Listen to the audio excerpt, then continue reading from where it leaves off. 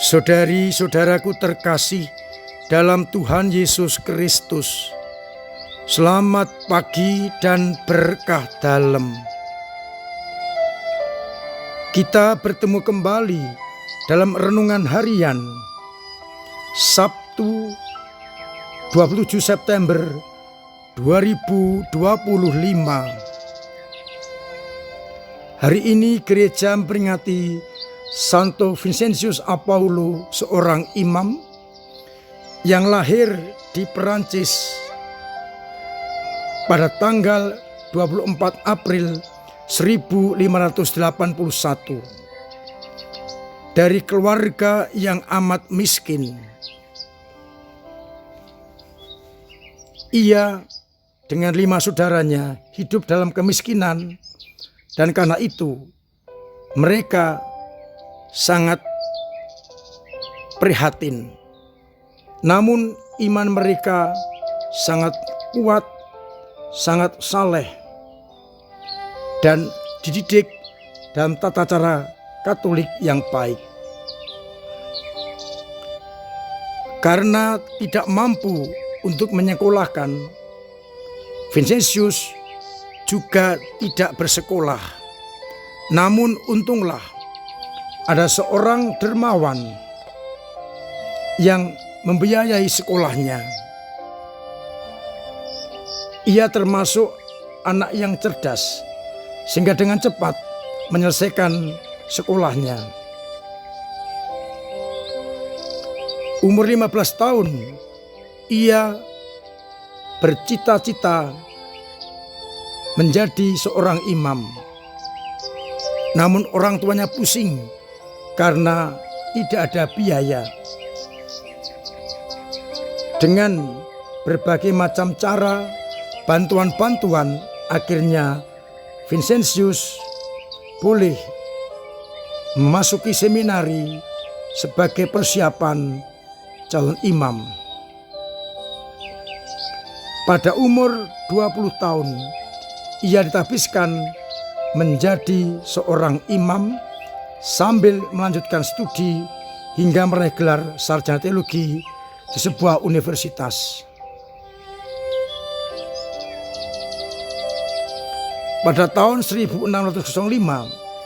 dalam perjalanan pulang dari studi, kapal yang ditumpanginya dibajak dan ia ditangkap, lalu dijual sebagai budak.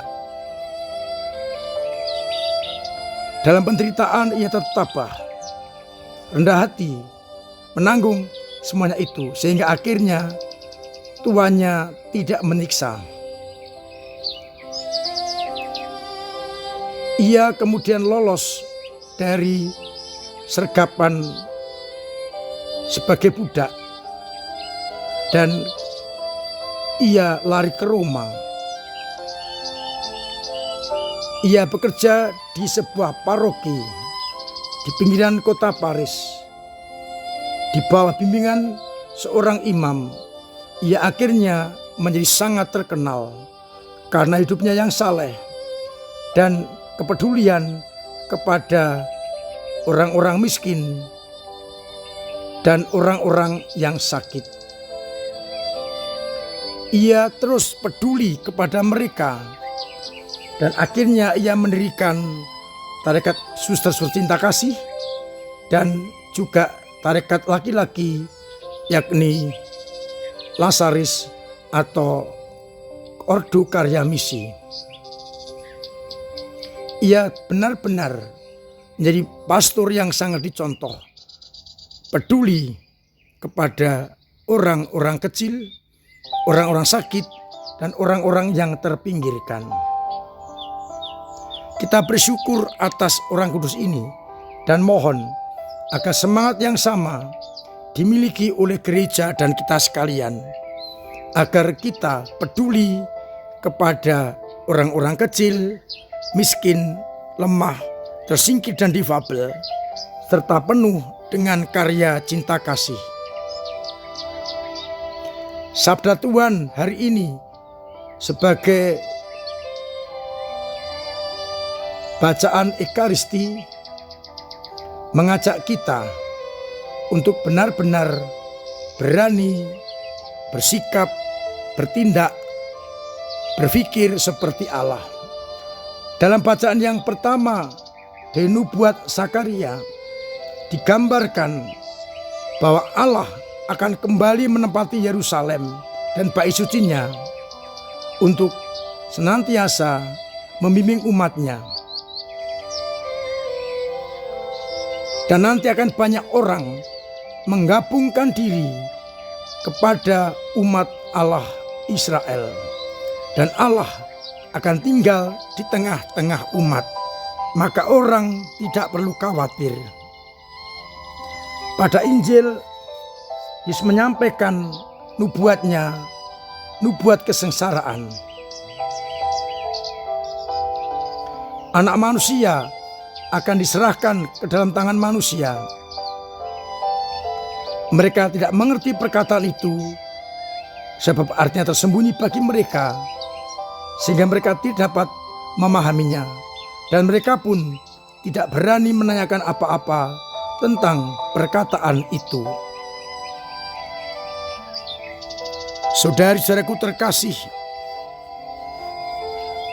bacaan yang pertama mau menggambarkan bagaimana Yerusalem menjadi pusat karena Allah tinggal di sana dan semua bangsa akan datang memuji, memuliakan Dia, mengandalkan Dia. Gambaran bahwa Allah di mana Ia tinggal akan menjadi pusat kehidupan. Yerusalem sebagai pusat kehidupan perjanjian lama. Sekarang bagaimana dengan perjanjian baru? Pusat itu adalah Yesus Kristus yang ada dalam hati kita masing-masing. Maka hendaknya kita selalu terus-menerus menomorsatukan Yesus yang adalah pusat hidup kita, yang ada dan tinggal bersama kita. Hendaknya seluruh pekerjaan, karya dan hidup kita terfokus kepada Yesus Kristus, sang pusat kehidupan. Dari bacaan Injil menarik, awal Injil dikatakan semua orang heran karena segala yang dilakukan Yesus. Kemudian disampaikan sabda Yesus, anak manusia akan diserahkan ke dalam tangan manusia. Dan mereka tidak mengerti maksudnya, namun tidak berani menanyakan. Nampak jelas sekarang perbedaan pola pikir Allah dalam Yesus Kristus dan pola pikir manusia.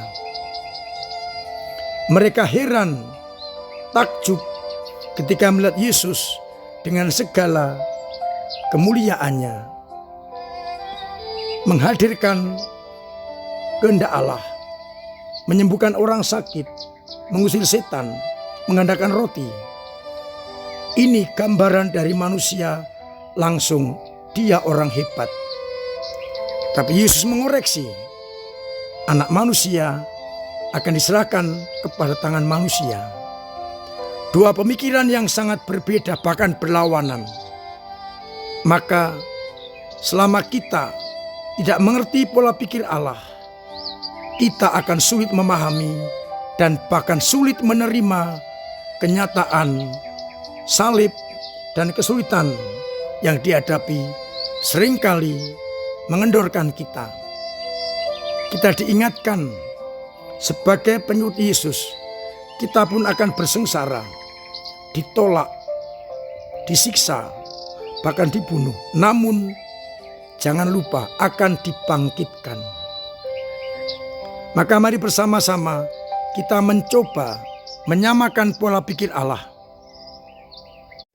agar apa yang kita pikirkan selaras dengan pikiran Allah. Bukan seperti orang-orang waktu itu.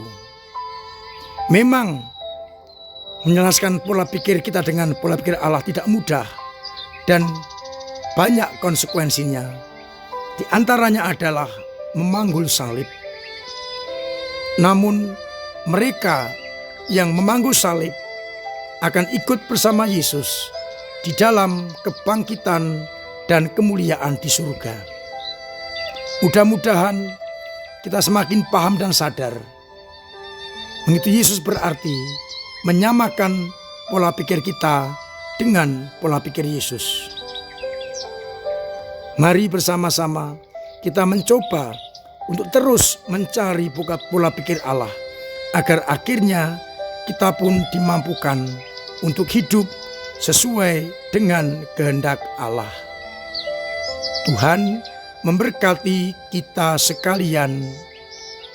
Amin. Marilah kita berdoa. Bapa yang penuh kasih, kami bersyukur atas sabda-Mu yang kami dengarkan, yang mengajak kami untuk menyelaraskan pola pikir kami dengan pola pikir Yesus Putra-Mu, agar akhirnya bila kami mendapat tantangan dan kesulitan, kami tidak mundur, melainkan terus maju untuk mencari kehendak-Mu. Semoga umat-Mu yang sakit Engkau sembuhkan, yang punya beban berat Engkau ringankan, yang punya perusahaan Engkau bantu mengurai, agar akhirnya kami tetap beriman kepadamu dengan tangguh, kokoh, kuat, dan tetap setia pada iman itu. Maka bantulah kami dengan berkat-Mu sendiri, Bapa dan Putra dan Roh Kudus. Amin.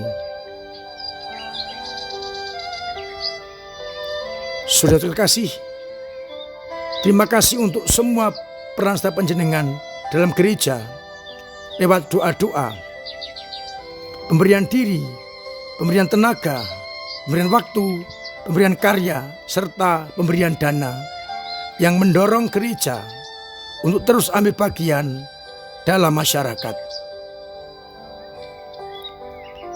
Kita juga ingin terus ambil bagian dalam karya gereja dimanapun kita diletakkan, dipanggil, dan didorong untuk terus ambil bagian dalam karya-karya itu. Saya ingatkan tanggal 30 September kita akan bersama-sama membuka bulan Rosario jam 6 sore dengan ekaristi di gereja. Mari kita terus berdevosi kepada Bunda Maria dengan untayan-untayan Rosario kita. Kita buka, kita awali dengan misa pembukaan. Mudah-mudahan dengan itu kita semakin mengerti peran Bunda Maria dalam gereja, dan kita membantunya menyebarluaskan pesan-pesan Maria kepada seluruh umat. Akhirnya saya mengucapkan selamat pagi, selamat merenungkan, salam sehat, Tuhan memberkati.